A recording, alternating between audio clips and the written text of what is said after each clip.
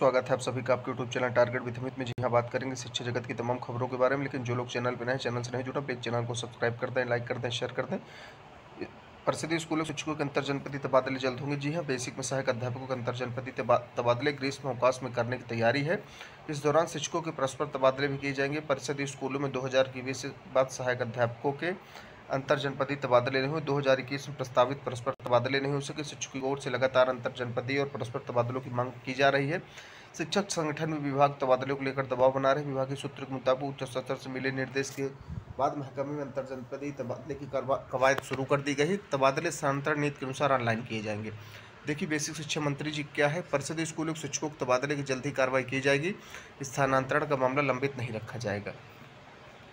जी हाँ, उत्तर प्रदेश लोक सेवा आयोग नहीं, संघ लोक सेवा आयोग की बात है। यूपीपीएससी अभ्यर्थियों को मौका देने पर विचार करे। जी हाँ, सुप्रीम कोर्ट ने गुरुवार को केंद्र सरकार से कहा कि उन अभ्यर्थियों को संघ लोक सेवा आयोग यूपीपीएससी की सिविल सेवा परीक्षा में एक और मौका देने पर विचार करे, जो कोरोना संक्रमित होने के बाद मुख्य परीक्षा में शामिल नहीं हो पाए थे। न्यायमूर्ति एएम खानविलकर की अध्यक्षता वाली 3 सदस्यीय पीठ यूपीएससी 2021 की प्रारंभिक परीक्षा पास कर चुके 3 अभ्यर्थियों की अर्जी पर सुनवाई कर रही थी। केंद्र ने पिछले हफ्ते पीठ को बताया था कि यूपीएससी सिविल सेवा परीक्षा में अतिरिक्त प्रयास मौका देना संभव नहीं है। हालांकि यही सरकार है जो भविष्य की बात करती है, सुनहरे भविष्य की बात करती है, रोजगार की बात करती है। लेकिन अगर इस महामारी में कुछ अभ्यर्थी प्रभावित हुए तो उनको मौका अवश्य देना चाहिए। हालांकि सरकार ने एफिडेविट लगाया था, कहा था कि नहीं, अतिरिक्त मौका देने का विचार नहीं है।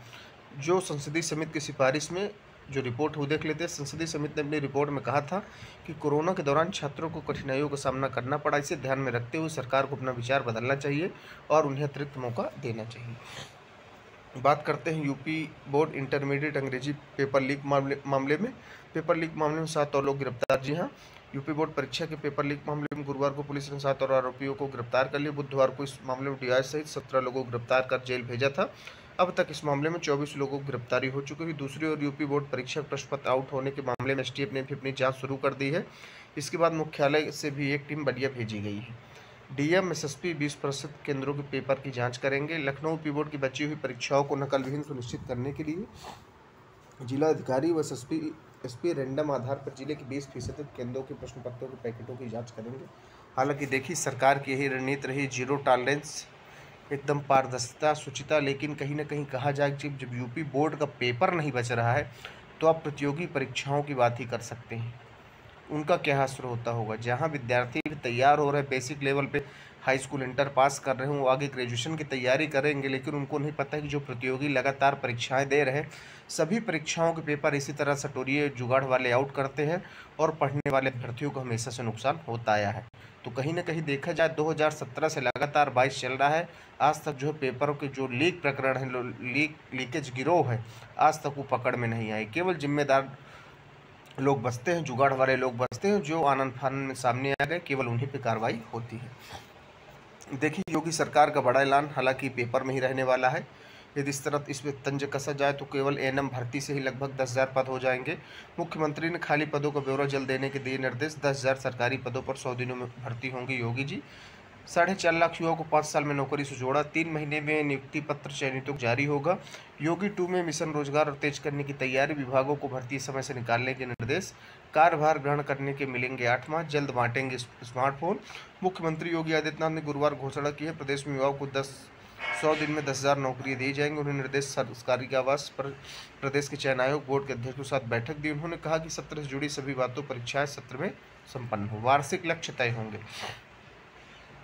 भर्ती में आरक्षण का हो पालन। कहीं ना कहीं आरक्षण की समस्या से लगातार चाहे चयन बोर्ड हो, चाहे बेसिक शिक्षा विभाग हो, काफ़ी दिक्कतें आती हैं, जिसकी आरक्षण की वजह से अभ्यर्थियों को प्रताड़ित होना पड़ता है, धरना देना पड़ता है और कोर्ट का सहारा लेना पड़ता है। हालांकि ये सारी नीति बनी हुई, देखिए क्या विभाग, क्या जो उनके पिछले लाल फीताशाही ने जो भी कर्मचारी हैं, जो भी उच्च अधिकारी हैं, क्या निर्णय लेते हैं, 100 दिन में क्या होता है। हालांकि जब 2 साल 3 साल से कोई भर्ती नहीं आई, लगातार पीटी करा के भी अटकाया गया, तो कहीं ना कहीं यही कयास लगाए जा रहे हैं कि केवल जो है ये जो है पेपरबाजी और बयानबाजी होगी। आरआरबी यूनिक रोल नंबरों से मई में होगी परीक्षा। जी हाँ, आरआरबी एनटीपीसी की बात कर ले, यूनिक रोल नंबर से होगी मई में परीक्षा। रेलवे की भर्ती रेलवे भर्ती बोर्ड की नॉन टेक्निकल पापरूल कैटेगरी एनटीपीसी परीक्षा संशोधित परिणाम जारी करने से अभ्यर्थियों को राहत मिली है। रेलवे भर्ती बोर्ड आरआरबी प्रयागराज में 40-30 पदों के सापेक्ष 20 गुना अभ्यर्थी अगले चरण के लिए CBT-2 परीक्षा देंगे। RRB chairman R A Jamali के मुताबिक परीक्षा मई में होगी। इस बार यूनिक रोल नंबर दिए जाएंगे। अभ्यर्थियों किस शहर में परीक्षा देनी, परीक्षा के 10 दिन पहले बताया जाएगा। साथ ही परीक्षक 4 दिन पहले छात्र एडमिट कार्ड डाउनलोड कर सकेंगे। जी हाँ, रेल मंत्री को ट्वीट कर रिक्त पदों पर दिया हवाला। रेल में भर्ती शुरू करने खाली पड़े पदों को भरने की मांग लगातार हो रही है। एक बार फिर से युवा मंच ने से लेकर रेल मंत्री अश्विनी वैष्णव को ट्वीट कर भर्ती शुरू करने की मांग उठाई है। छात्रों के मन से 3,14,114 पदों पर भरे जाने के लिए भर्ती तारीख घोषित करने की मांग उठी है। रेल मंत्री को किए गए ट्वीट में एनटीपीसी परीक्षा परिणाम आने के बाद जनवरी में आंदोलन के दौरान प्रतियोगी छात्रों पर दर्ज मुकदमों को खत्म करने की मांग की गई है।